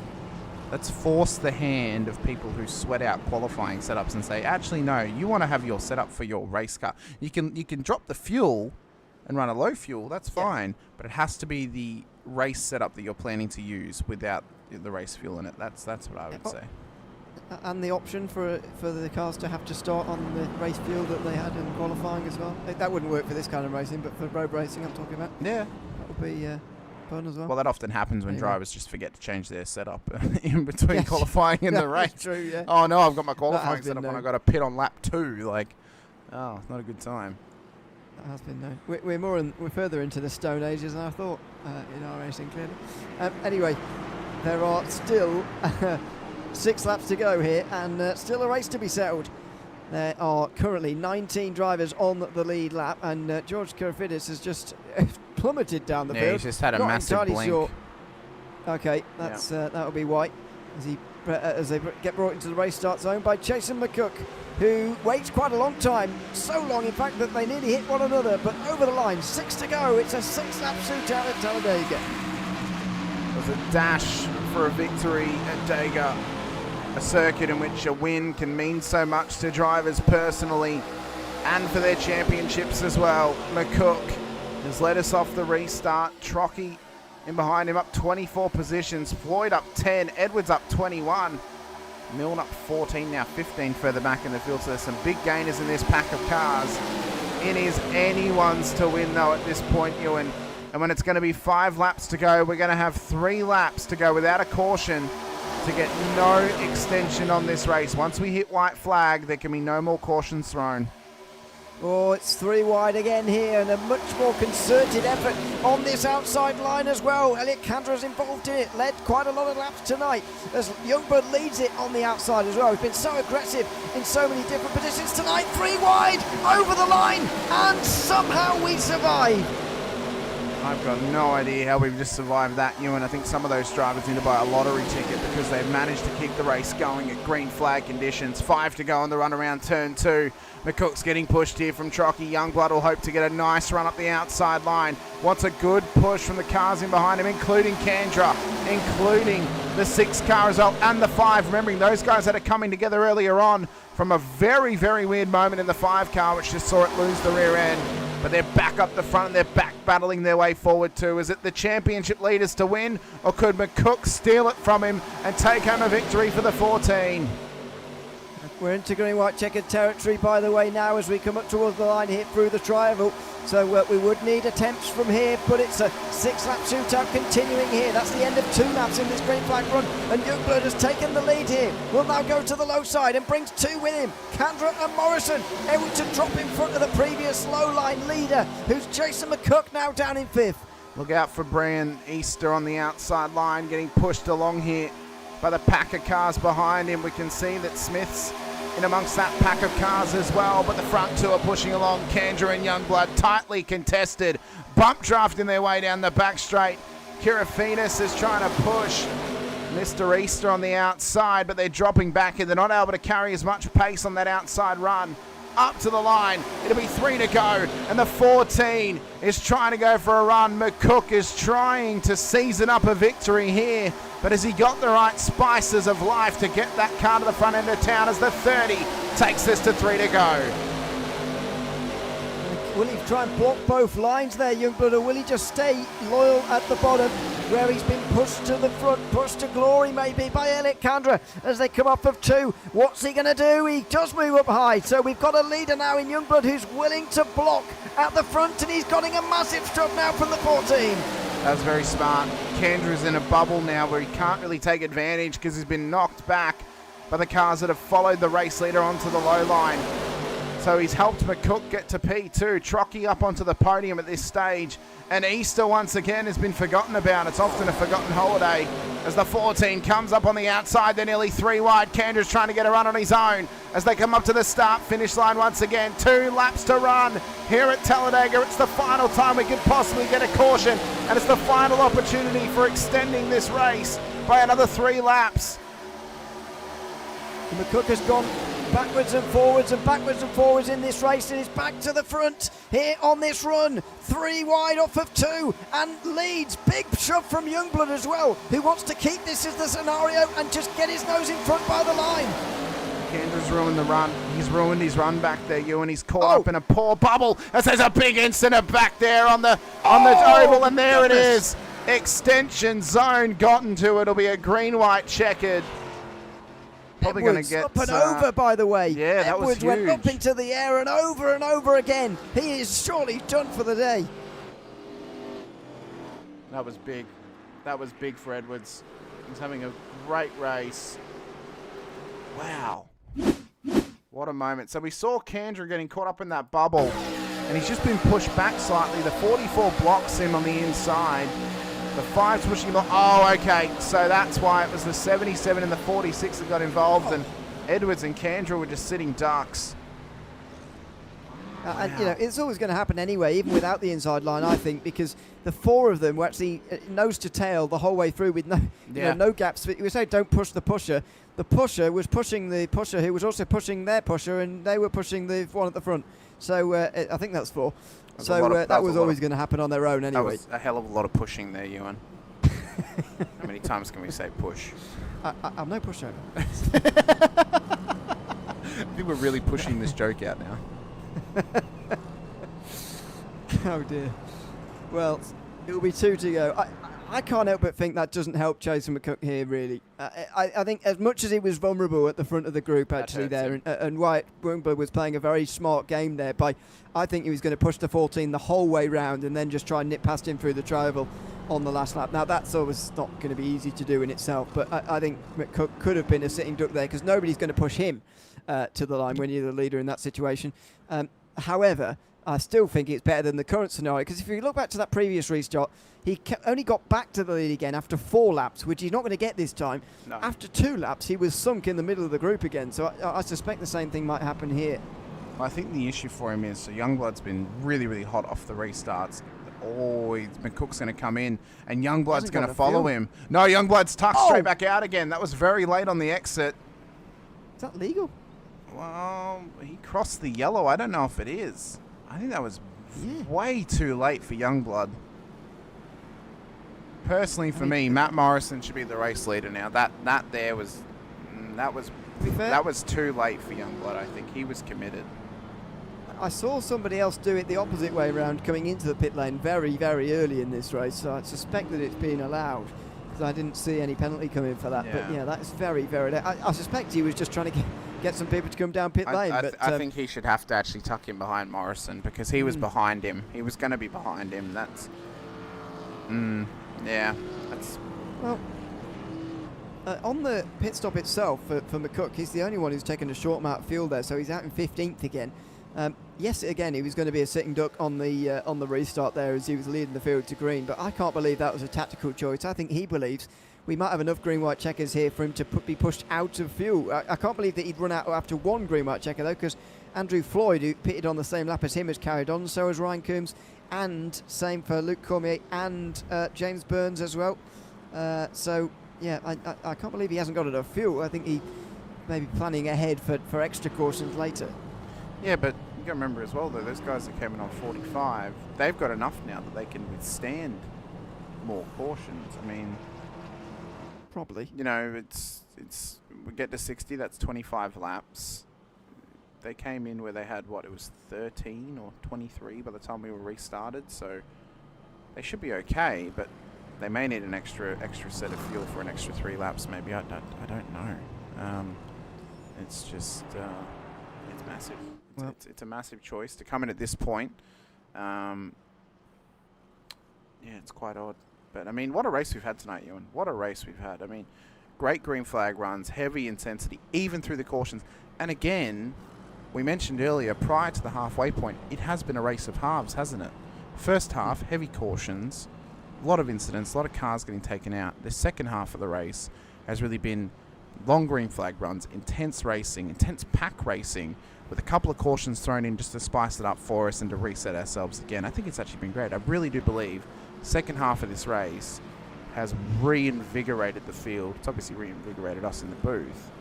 The second half of this race has really made it for me tonight. I think that racing that we saw, and if we can get more of that over the next 4 weeks, it's a golden ticket. It's going to be fantastic. Yeah, I think so. Yeah, as mentioned, this is the last Superspeedway race of the season. The last short track is coming up at Richmond next week. So that's going to be exciting as well. Do love some Richmond. It's a great track. Yeah. I do have trouble thinking about what to name it. Actually, I don't think it's a short track personally. But, I think it is on. Intermediate. Yeah, it is on the. I mean, it's a mile long, isn't it? So it's I think so. Yeah. Yeah, it's really a. Maybe 3/4. Yeah, I mean it's kind of like Iowa, isn't it? Both Iowa and Richmond are very similar in length and in style of circuit. I think it's just because of how you have to approach the circuit. It's classified as a short track. Obviously, there's a lot more braking and slowing through the corners where you're not lifting and coasting as you would at a regular speedway. So maybe it just comes down to the banking that makes it a short track.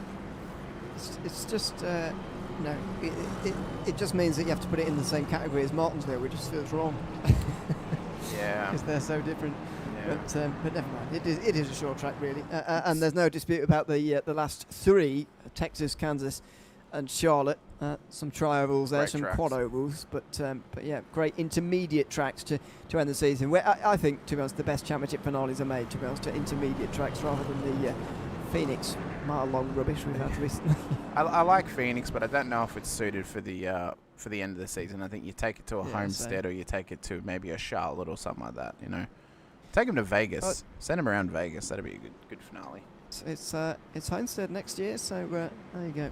That'll be back to the traditional finale for 2026. Anyway, getting sidetracked here ahead of a green-white checkered start. So 62 laps are going to be complete here.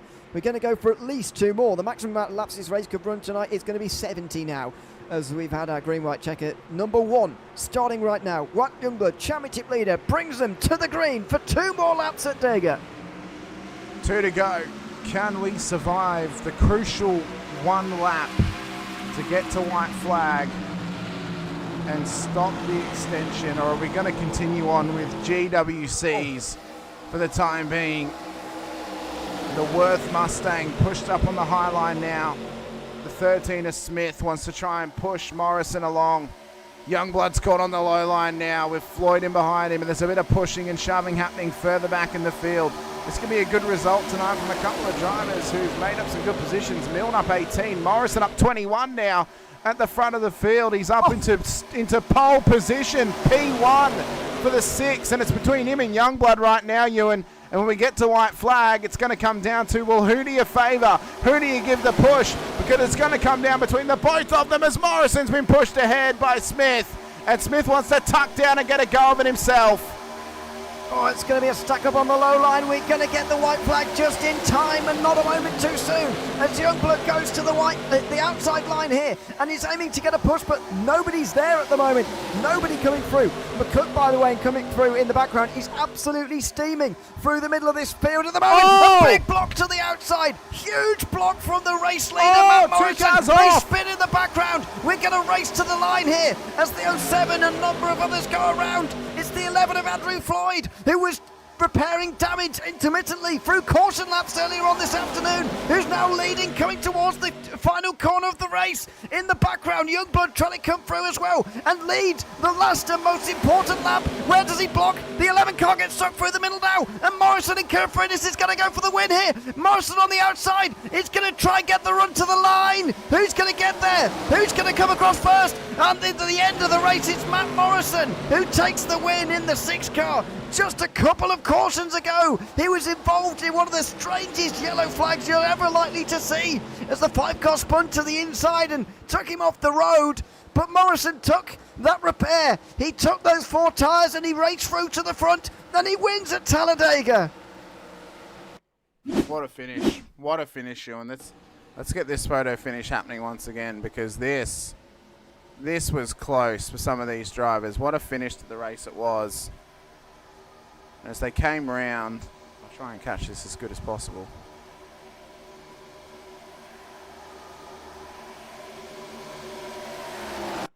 Oh, look at that. There's the pack of cars. He's got a car length. Oh, yeah, he had a car length, but the cars behind him were 3 wide. I mean, wow. What a race. What a race that was. That was incredible. Well, I mean, it's Super Speedway racing. By the way, Zach Baker finished in second. It's the first time he's been in the top 2 all day. Oh, my goodness. It was a session very abruptly begun. There we go. It feels like we've gone to a completely new day, because the race had gone on for an hour and a half. It got quite dark, actually. It did. It did. The sun was coming down on the end of the race. And we forget how bright it was when it actually started. But, no, what a race. I mean, that there was incredible. Fantastic racing between them, and for Mr. Morrison, it's a race win ahead of Zach Baker, George Kirifides on the top 3, White Youngblood, Andrew Floyd in the top 5, Loomis, McCook, Milne, Trockey and Smith made up our top 10. Good result actually from Jackson Pole too, P11. Fantastic effort from him and the young driver, and Elliot Kandra, Ryan Kieser, James Burns, Brian Easter, Bill Bonsma, Ryan Combs and Luke Cormier made up the top 18 in the end, the first of the lapped cars in the field. Yeah, and further down, we had Ryan Cronster running 5 laps down to try and pick up some points, and it ended up being crucial as Youngblood finished in 4th. Cronster gained positions from John Edwards towards the line, and Brandon Broadfoot and Nolan Crane, so it was worth coming back out again on that restart. Wesley Beasley retired about halfway, as did John Russo.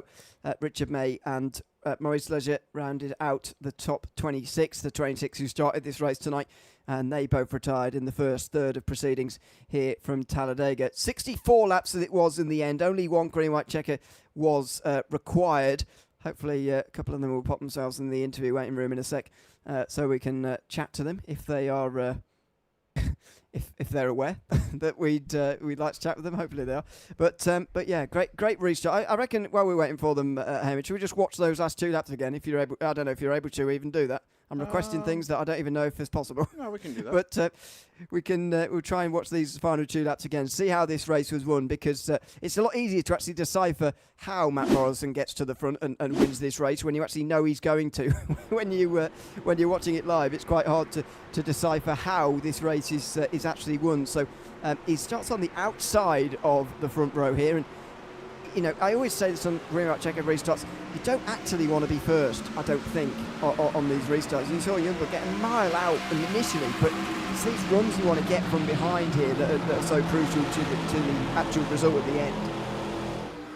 I think it's the fact that he started 22nd and he fought his way up to the front of the field. I mean, he And again, it can come down, Ewan. We spoke about it so much. The momentum swing of Dega. That's what can really be the big key in trying to solidify your chance at a race win. Ultimately, Dega can just decide who wins the race. I mean, for Morrison, he put himself in a solid position in the Mustang, found all of his worth at the front of the field, and got a good push to the end. I mean, he ended up getting, we said, a car's length pretty much to the end of the race. So, for Smith to have helped him out there to get to that point, I mean, it was a big stack on the final lap as well. But, wow, I mean, worked out well for Morrison. He took advantage, and he had the ticket to the very end and punched that one straight away. Yeah, so let's see here as they come through 1 and 2. Effectively, now that he's been pushed into the lead, he is in the scenario now, in the position, sorry, to just block. And this is the most aggressive of it. That was probably the most egregious thing he did, was blocking Smith up into the wall. That was probably the worst part of that run. It's last lap racing after all, and this is what happens. So, see, a shame for those involved behind, but this is how it happens. And then the very run to the end, Morrison again gets a very nice push from Youngblood, who actually doesn't end up any further up than 4th. There's so much space to the outside here that no matter how much you try and block off a 4, as the 11 tried to do there, just end up getting sucked through the middle here. And it's 4 wide then for second place, which doesn't allow any of them to get a run. And Morrison wins it by a length, 2 lengths. That is quite a significant gap when you speak about Talladega racing, which is very often won by centimetres. Let's have a chat to Matt Morrison himself, shall we, at the end of the race tonight at Talladega. And Matt, welcome in. Congrats on the win tonight, starting from 22nd to come home and take the checkered flag first. Tell us, though, about those final 2 laps and how you navigated your way through to the win there.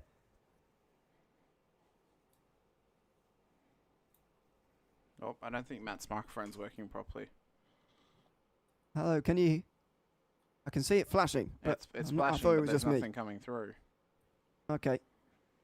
We'll try and get on the other end to Matt in the next couple of moments. Yeah, Matt we'll drag you out, Matt. See if you can figure it out while we chat to... We'll chat to 3rd place first, maybe. Yes. I think it was okay. Was George Kirafidis, so we'll chat to George. Kirafidis was a bit further down than that, but Zach Baker was in 2nd place. We can chat to George as well in a moment, but we'll go for 2nd first and see if Matt can get those problems sorted. Zach, welcome in. Good to have you with us. Congrats on a 2nd place finish tonight after that green-white checkered 2-lap run to the end. Tell us how you navigated those 2 laps to get to 2nd. I was pretty aggressive but fair, I felt like. I think I went from it was either 16th or 19th to 2nd in that green-white checkered run. So navigated it pretty well. These ARCA cars get a lot of steam going through the draft, and just was able to make my moves right. How was it staying focused in the middle of this race when it's a period after the sort of nice green flag run to start this race, and then we got some towards the end as well, but in the middle there was quite a lot of cautions in quite a small period of time. How was it staying focused throughout that period? Very, very interesting. We had a lot of in-race chatter. We had a lot of guys being really aggressive, just keeping my nose clean. I'd committed to I wanted to stay at the bottom the entire race, because you have more room to get out of the way of anything. And I think twice I avoided a big wreck by just being on the bottom, dipping under, and avoiding everybody. So keeping my nose clean. I think I got caught up in that last one before the green white checker, and that's why I was back in 19th. So still had my fast repair, still had a good car. Well, if you get to the end with a fast repair, then you've done a good job. Congrats on 2nd place tonight, Zach, and thanks for chatting to us at the end of the race as well. Appreciate it. Thanks, guys. Thanks very much. That's Zach Baker, who finished in 2nd tonight. Let's try Matt again, shall we? While we're at it, Matt, have you got a copy of us now? Yeah, I got you guys. You got me. Good to hear you. We can get on the other end now. Tell us again, as I said before, how you managed to get to the front there. We just watched it, those final 2 laps. What was it like from your perspective in the car? I was breathing heavy. Yeah, the whole race I just held in the back, and because I knew it was going to get wild, and just figured I'd hopefully be at the right side of the coin when I got to it. I just used a block there, and it was rough, but I guided him in my mirror the whole time, so it's not like I just stuffed him into the wall. He got into me first, and then we all went into the wall, and we all kept it straight, which is, in my book, it's okay. But it is what it is. I thought for sure I was going to still lose it because I lost everything, and Wyatt gave me a good shot in the back, and then kind of coming off of 4 there or something, like the 2 guys on the inside got side by side, and I guess it left the door open for me. The side draft in these cars is pretty ridiculous. I mean, you could almost lose the pack and still kind of gain up to them, and you could manipulate the air so hard. So I mean, it was intense. I was kind of like just biding my time, and somehow at the end it worked out.